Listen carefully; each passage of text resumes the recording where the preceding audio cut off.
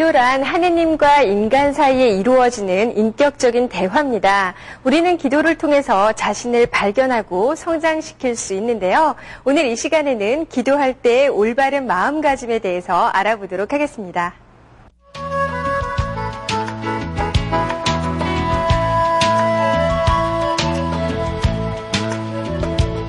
기도를 할 때는 먼저 하느님께 최대한 존경의 표시를 해야 합니다.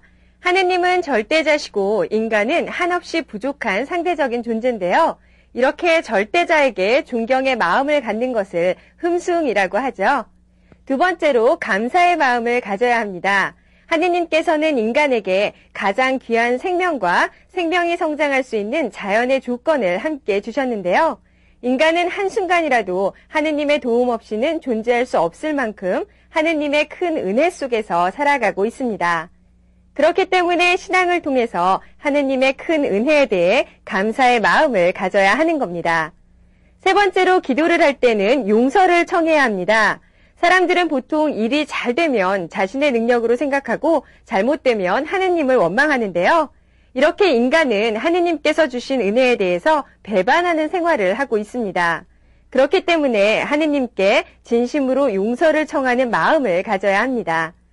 마지막으로 인간은 약하고 무능한 존재이기 때문에 하느님의 은혜 없이는 아무것도 할 수 없다는 청원의 마음을 가져야 합니다.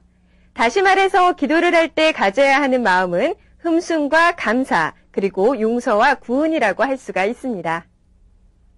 인류가 만들어진 처음부터 우리 인간은 절대자에게 기도를 해왔었다고 합니다.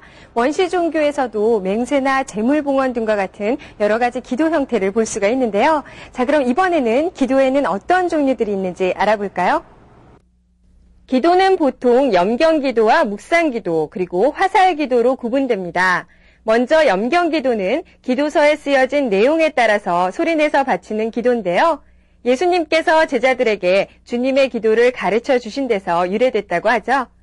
염경기도에는 묵주기도를 비롯해서 아침기도와 저녁기도 등이 있습니다. 그리고 일정한 규정 없이 자유롭게 마음으로 하는 기도를 묵상기도라고 합니다. 묵상기도는 명상을 통해서 하느님과 대화하는 기도라고 할 수가 있습니다. 마지막으로 화살기도는 시간이나 장소에 상관없이 마치 화살을 쏘아 올리듯이 하느님께 드리는 기도인데요. 일을 하면서 또는 길을 걸으면서 순간순간 하느님을 생각하는 순간적인 기도라고 할 수가 있습니다. 여러분은 지금까지 자신의 잘못은 생각하지 않고 하느님의 은혜만을 구하는 이기적인 기도를 하지는 않으셨나요?